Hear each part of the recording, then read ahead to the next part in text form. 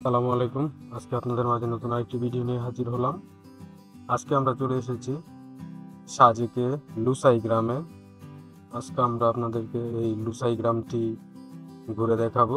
লুসাই গ্রামের ইতিহাস, ঐতিহ্য এবং এইখানকার যে ট্র্যাডিশনাল তাদের পোশাক, তাদের বসবাস, তারা কিভাবে বসবাস করতো, তাদের খাবার দাবার, তারা কিভাবে জীবনযাপন করতো, তাদের ঐতিহাসিক নিদর্শনগুলো।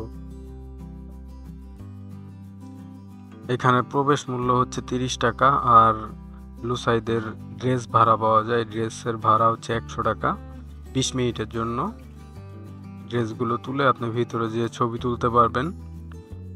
আর জনপ্রতি এন্ট্রি ফি এক একজনের 30 টাকা করে। আর তাদের পোশাকগুলো এই যে দেখাচ্ছি আপনাদের, যেই কাঠের তৈরি তাদের যেই অস্ত্র, তাদের যে ঐতিহাসিক নিদর্শনগুলো রয়েছে, তারা যেভাবে জীবনযাপন করতো সেইগুলো এখানে। তাদের ট্র্যাডিশনাল ড্রেস, তাদের ট্র্যাডিশনাল অস্ত্র, তাদের ট্র্যাডিশনাল সব কিছু এখানে। এবং এখান থেকে তাদের সেই পূর্বপুরুষরা কিভাবে জীবনযাপন করতো, তাদের জীবনযাপন, ইতিহাস, ঐতিহ্য সব কিছু জানতে পারবেন। আর ড্রেস নিলে ড্রেসের সাথে এই যে আপনাকে এই কাঠের তৈরি পিস্তল এবং তাদের কাঠের তৈরি অন্যান্য এই অস্ত্র এইগুলো দিবে। এগুলো দিয়ে ছবি তুলতে পারবেন। এগুলো দেখতে অনেক সুন্দর। আর এগুলো পরে ছবি তুললে 100 টাকা ভাড়া নেয় 20 মিনিটের জন্য। তারা একদম সাজিয়ে দিবে আপনাদেরকে। তো যাদের ইচ্ছা আছে অবশ্যই ট্রাই করবেন এখানে যেয়ে। তো আমাদের টিকিট কাটা শেষ। আমরা এখন ভিতরটা এক্সপ্লোর করব। চলুন আমাদের সাথে। আমরা এখন যাচ্ছি ঐতিহ্যবাহী লুসাই গ্রামে। এটা হচ্ছে লুসাই গ্রামের এন্ট্রি পয়েন্ট। এন্ট্রি পয়েন্ট দিয়ে আমরা ঢুকছি এবং ঢোকার সাথে সাথেই আমরা সিঁড়ি দিয়ে নিচের দিকে নামছি। আর সেই গ্রাম হচ্ছে মেঘের রাজ্য খ্যাত সাজেক ভ্যালির ঐতিহ্যবাহী একটি গ্রাম। পাহাড়ে বসবাসরত অন্যতম আদিবাসী জনগোষ্ঠী এবং লুসাইদের জীবনযাত্রা, সংস্কৃতি এগুলোই তুলে ধরা হয়েছে মূলত এখানে। আর এখানে এই যে যে কঙ্কালগুলো দেখছেন, এইগুলো হচ্ছে তারা যে ওই সময় শিকার করত। তারা ভূত, প্রেতাত্মা এগুলোতে বিশ্বাসী ছিল।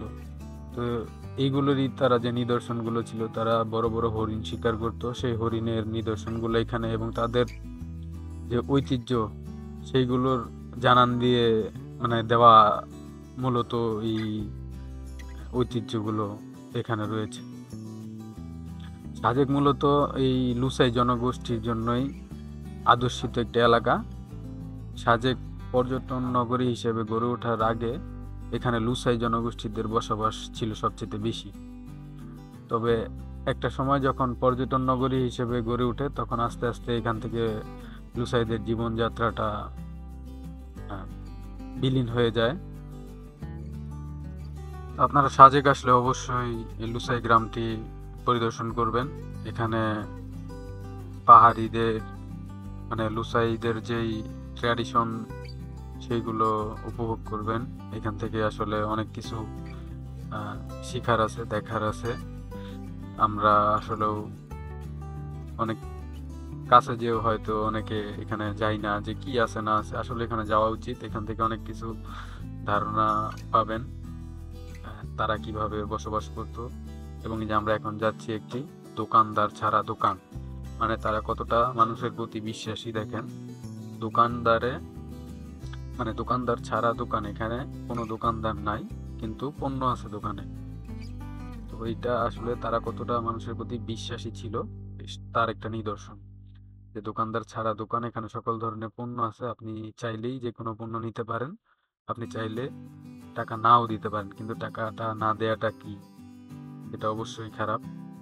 তো আসলে এখানে অনেকে যারা পারে তারা আরো বেশি টাকা দিয়ে যায়। হয়তো তারা আসলে এটাই জানান দেয় যে আপনার ইচ্ছা অনুযায়ী যে কোনো পণ্য নিতে পারেন, নির্ধারিত টাকা রাখতে পারেন। লুসাইরা একে অপরকে কতটুকু বিশ্বাস করে, তার মানে তারা কতটা বিশ্বাসযোগ্য মানুষের প্রতি, যে কোনো দোকানদার নেই, তারপর এখানে মালামাল রেখে দিছে, যার যেটা মন চায় সে ওইভাবে নিতে পারে।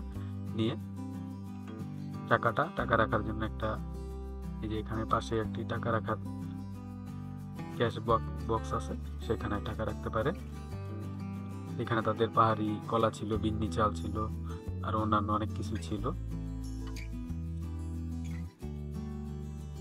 অবশ্যই যখন যেই পর্যটন এরিয়াতে যাবেন, চেষ্টা করবেন যত ধরনের ময়লা আবর্জনা আছে নির্দিষ্ট স্থানে ফেলার, সেটা আমাদের পরিবেশকে রক্ষা করে। গুলো মাচাং ঘর আছে, এই মাচাং ঘর গুলো আর আগে তারা কিভাবে ব্যবহার করতে, এবং এখানে তাদের যে আগের গ্রামীণ ঐতিহ্য, সেই ঐতিহ্য ইতিহাসগুলো তুলে ধরা হয়েছে। অবশ্যই আপনারা এখানে গেলে এই ইতিহাস ঐতিহ্যগুলো সম্পর্কে জ্ঞান অর্জন করবেন। আমরা সেগুলো তুলে ধরার চেষ্টা করেছি। আর লুসাইরা কিভাবে জীবনযাপন করত, সেই নিদর্শনগুলোই মূলত এখানে রয়েছে। এই রুমগুলোতে তারা কিভাবে বসবাস করত, সেইগুলো সেই আকারে মানে পর্যটকদের মধ্যে তুলে ধরা হয়েছে। চলুন রুমের ভিতরে যাই, যে আপনাদের ভিতরের বিষয়গুলো একটু ক্লিয়ার করি। তারা এই যে তাদের এই মাচাং ঘর কিভাবে ব্যবহার করতো, মাচাং ঘরে কিভাবে আগুন জ্বালাতো এবং জ্বালিয়ে তারা তাদের অন্যান্য কার্যক্রম পরিচালনা করত, সেইগুলো মূলত এইখানে দেখানো হয়েছে। আসলে এইগুলো যদি সাজেক যে না দেখা যায়, এটা সবচেয়ে বড় একটা কিছু মিস হয়ে যাবে আমার মতে। আর এটা হচ্ছে এই সাজেকের এই মাচাং ঘর থেকে, লুসাই গ্রামের মাচাং ঘর থেকে ভিউ। এই মাচাং ঘর থেকে আপনি দূরের লুসাই পাহাড়ও দেখতে পারবেন, আমরা সেটাও আপনাদেরকে দেখাবো। আমরা এখন যে আরেকটি মাচাং ঘরে চলে এসেছি, মাচাং ঘরের সামনে। আমরা মূলত আপনাদের পুরোটা লুসাই গ্রামই তুলে ধরার চেষ্টা করেছি, এবং প্রতিটি মাচাং ঘরই আপনাদেরকে দেখানোর চেষ্টা করেছি। এক একটা মাচাং ঘর থেকে এক এক ধরনের ভিউ আসে, দাঁড়িয়ে আপনি উপভোগ করতে পারবেন লুসাই পাহাড়ের মনোমুগ্ধকর সৌন্দর্য। আর লুসাই গ্রামে প্রবেশের সঙ্গে সঙ্গেই আমরা এই যে নিচের দিকে যে নামছি, নামার পরেই আপনি উপরে একটি ট্রি হাউস দেখতে পারবেন, ওই যে বড় গাছবাড়ি বা ট্রি হাউস বলা যায়, যেখান থেকে আপনি লুসাইদের পুরো গ্রামটা এক্সপ্লোর করতে পারবেন।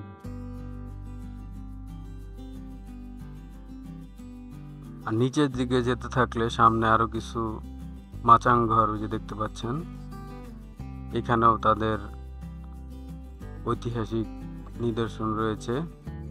তারা কুস্তি খেলতো এখানে, সেই কুস্তির একটি ঘরও বলা চলে, বা তাদের যে খেলার একটি স্থান, সেটাই হয়তো এখানে তুলে ধরা হয়েছে। এখানে তারা কুস্তি, শিক্ষা, শিকার, বিনোদন, ব্যক্তিগত দক্ষতা, নিরাপত্তা, গ্রাম সরকার ব্যবস্থাপনা, এইগুলোই মূলত টোটালি এই বিষয়গুলো এই লুসাই গ্রামে দেখতে পেয়েছি আমরা। আর এটা হচ্ছে মুক্ত মঞ্চের ফ্রন্ট সাইড, সামনে যে মুক্ত মঞ্চ, ওটা লুসাইদের মুক্ত মঞ্চ। এটা ছিল তাদের কুস্তি খেলার হয়তো এই রুমটা। আমরা আসলে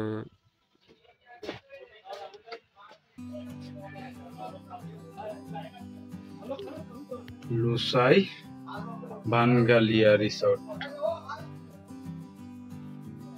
এটা হচ্ছে তাদের সেই ইতিহাস ঐতিহ্যের স্মৃতি। ভিতরে ঢোকা যায় না, এদিকে যে লাগানো পুরোটা, এগুলো যে এখানে এভাবে আগুন ধরে, এখানে কুস্তির মতো মনে হয় কিছু একটা খেলা হতো বা এরকম কিছু, তাদের ওই ইতিহাস ঐতিহ্যের। সেই ইতিহাস ঐতিহ্যের একটা প্রকৃতি হিসেবে এগুলো রেখে দিয়েছে। এখানে অবশ্যই আসবেন।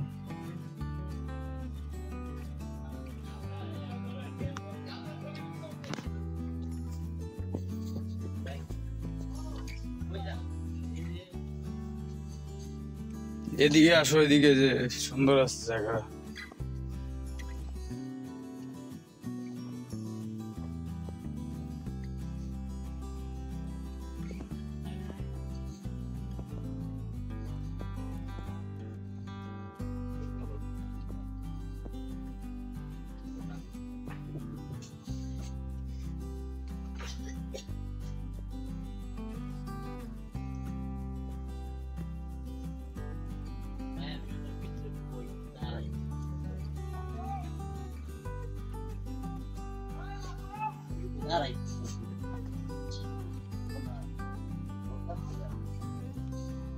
अरे दो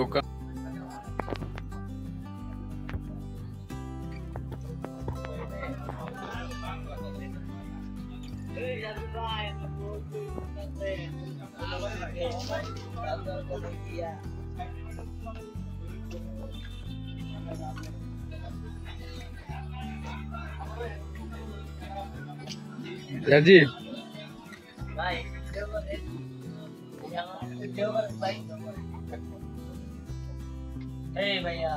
भेज वीडियो दस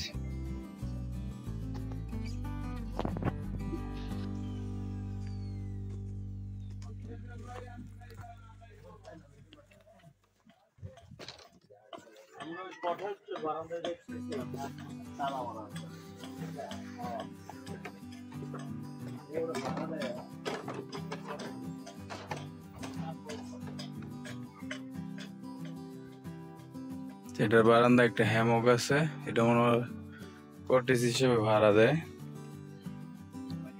এদিকে যে পুরো মেঘ দেখা যাচ্ছে, মেঘে ঢাকা পাহাড়।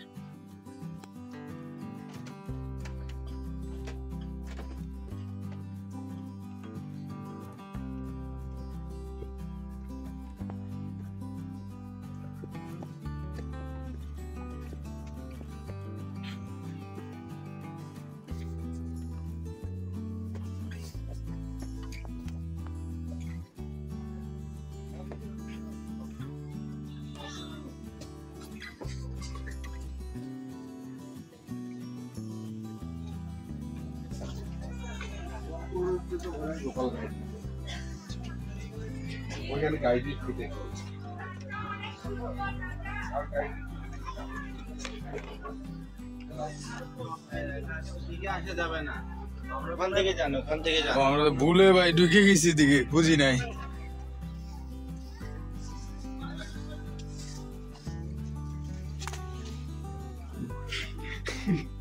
ভাই, করে ঢুকছিলাম।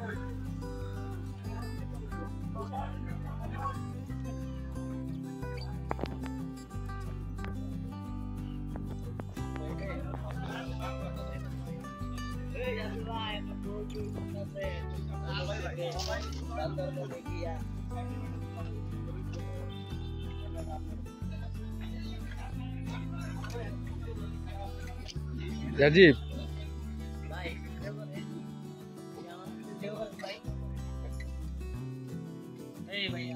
भेज वीडियो दस